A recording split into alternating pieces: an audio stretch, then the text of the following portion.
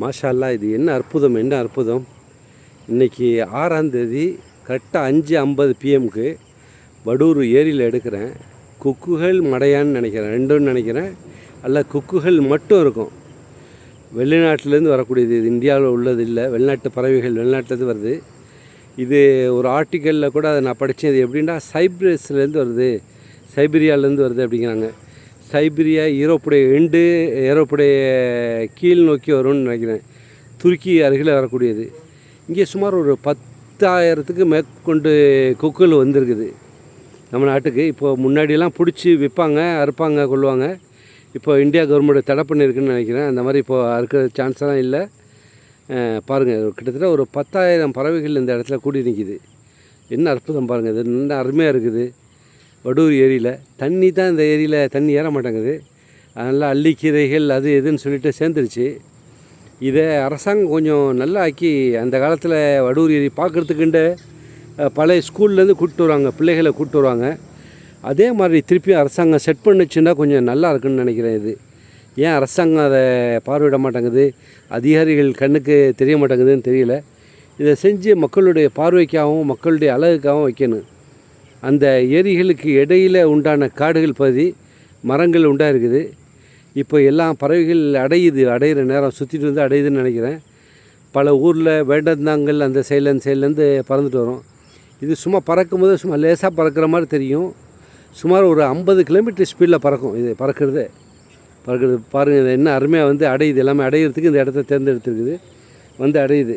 இது மேட்டிலேருந்து எடுக்கலாம். அதை எடுக்க அங்கே ஒரு ஃபேமிலி உட்காந்துருக்காங்க. அதனால் அதை விட்டுட்டு கீழ் நோக்கி வந்து எடுக்கிறேன். ரொம்ப டாப்பாக இருக்குது. இந்த வடூர் ஏரியுடைய அகலம் எத்தனோ ஏக்கர் வரும்னு நினைக்கிறேன். பெரிய லெவலில் ஏக்கர் இடம் இருக்குது. ஆனால் இதில் தண்ணி, மழை தண்ணி தங்கினாலே அவ்வளோ தண்ணி நிற்கும். இது என்னன்னு தெரியல, தண்ணியெல்லாம் சுண்டிடுது. இந்த இடத்துல தண்ணி சுண்டிடுது. பாருங்கள் எப்படி இருக்குது. இதில் மக்கள் உட்காந்து பார்க்குறதுக்காக மேலே கட்டடம் கட்டிருக்காங்க இந்த இடத்துல.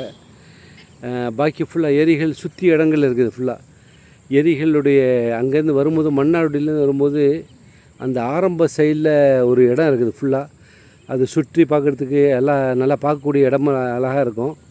அந்த ஏரியை சுற்றி அந்த இடத்துல வரோம். அந்த இடத்த காட்டுறேன் பாருங்களேன் அப்படியே. ஆனால் யாரும் அங்கே போய் பார்க்குறது இல்லை. என்ட்ரன்ஸு 5 ரூபா இருந்துச்சு. சில சமயத்தில் அதிகாரிகள் யாரும் இருக்க மாட்டாங்க, ஃப்ரீயாக போகலான்னு வச்சுங்களேன். போய் பார்க்கக்கூடிய இடம், நல்ல இடம். அந்த இடம் அப்படியே ஃபுல்லாக அது கடைசி வரைக்கும் போகும். பைக்லேயே கூட போகலாம், பிரச்சனை இல்லை. அந்த இடத்துல யாருமே பார்க்க மாட்டாங்க. பறவைகளுடைய சரணாலயம்னு சொல்லலாம். பறவைகள் ஒன்று கூடுது இந்த இடத்துல. இது வந்து இனப்பெருக்கத்துக்காக கூடுதுன்னு நினைக்கிறேன். என்னுடைய கணிப்புப்படி ஒரு 10,000த்துக்கு மேலே தான் இருக்கும். நான் அப்ராக்சிமேட்லி ஒரு 10,000 சொல்கிறேன். 10,000த்துக்கு மேலேயே இருக்கும். எப்படி வந்து அதை இனப்பெருக்கிறதுக்காக அந்த இடத்த தேர்ந்தெடுக்குது பாருங்கள். இந்த வடூர் ஏரி, வேடந்தாங்கல், வேதாரண்யத்துக்கு அந்த வேடந்தாங்கல்னு வரும்னு நினைக்கிறேன். அந்த இடம் எல்லாமே இது மாதிரி இருக்கும். ரொம்ப அழகாக இருக்கும் பார்க்குறதுக்கு. அது ஒரு நினைவலைகளுக்காக எடுத்தேன். இந்த வீடியோவுக்காக எடுத்திருக்கேன். யூடியூப் சேனலில் போடுறதுக்காக எடுத்தேன். @54 MD முகமது முபாரக்னு வரும்னு நினைக்கிறேன். கரெக்டாக ஞாபகம் இல்லை. அந்த சேனலில் நான் அப்லோட் பண்ணுவேன். மேபி நினச்சேன்டாக்கா இதை ஃபேஸ்புக்லேயும் போடுவேன். இதில் இந்த இயற்கை அழகை பாருங்கள். இயற்கை ரம்மியமாக இருக்கும் பார்க்குறதுக்கு.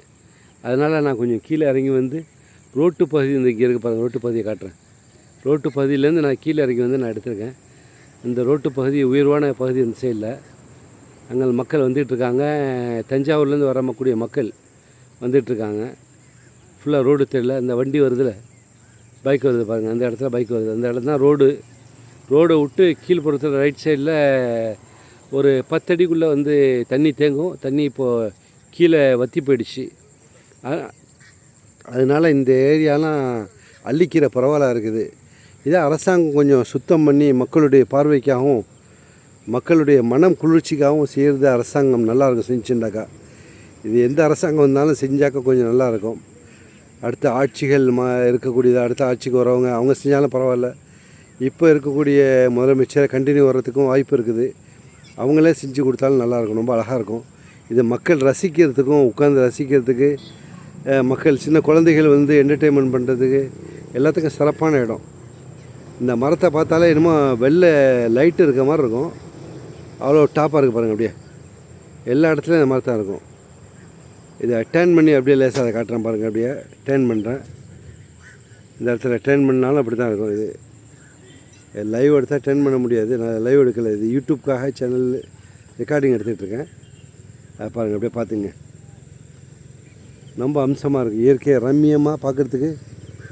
10,000 பறவைகள்னு நான் அப்ராக்சிமேட்லி சொல்கிறேன், அதை விட கூடவே இருக்க சான்ஸ் இருக்குது.